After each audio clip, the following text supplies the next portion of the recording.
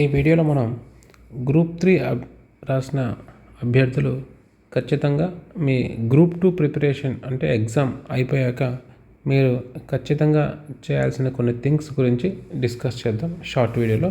First of all ఏంటంటే మీరందరూ టీజీపీఎస్సికి ఖచ్చితంగా ఒక రిప్రజెంటేషన్ ఇవ్వండి. ఏమని అంటే, సార్ గ్రూప్ 2 యొక్క ఫైనల్ రిజల్ట్ తర్వాత మాత్రమే, మళ్ళీ చెప్తున్నా, గ్రూప్ 2 ఫైనల్ రిజల్ట్ వచ్చిన తర్వాత మాత్రమే గ్రూప్ 3 యొక్క సర్టిఫికేట్ వెరిఫికేషన్ చేయండి. సో దట్ అప్పుడు ఏంటంటే గ్రూప్ 2లో ఫైనల్ సెలెక్ట్ అయిన వాళ్ళు గ్రూప్ 3 సర్టిఫికేట్ వెరిఫికేషన్కి వచ్చే ఛాన్స్ తక్కువ, వెబ్ ఆప్షన్స్ ఇచ్చే ఛాన్స్ తక్కువ. లేదు రెండింటికి ఒకేసారి సర్టిఫికేట్ వెరిఫికేషన్ చేస్తామన్నా కూడా మీరందరూ ఎక్కువగా నష్టపోయే అవకాశం ఉంది. ఎందుకు? గ్రూప్ 2 రాసిన ప్రతి అభ్యర్థి గ్రూప్ 3 రాశాడు. ఈ గ్రూప్ 2లో ఉన్న 700+ పోస్టులు ఎవరైతే ఉంటారో వాళ్ళలో మెజారిటీ పీపుల్ గ్రూప్ 3కి కూడా సెలెక్ట్ అయ్యే ఛాన్స్ ఉంది.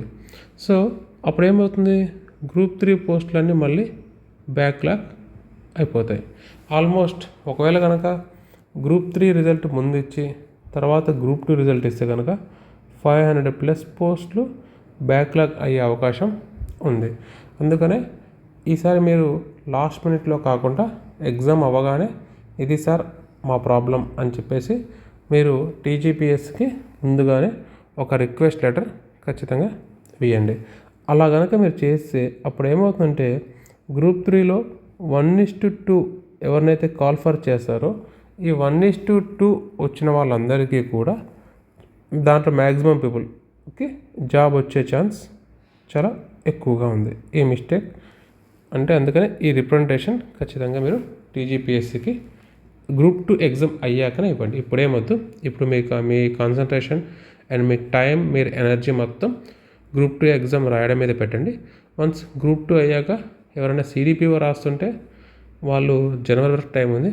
రిమైనింగ్ పీపుల్ సిడిపిఓ కానీ ఎగ్జామ్స్ అన్నీ మనకి అయిపోతాయి కాబట్టి టీఎస్పీఎస్సికి ఈ రిప్రజెంటేషన్ ఖచ్చితంగా ఇవ్వండి. Thank you.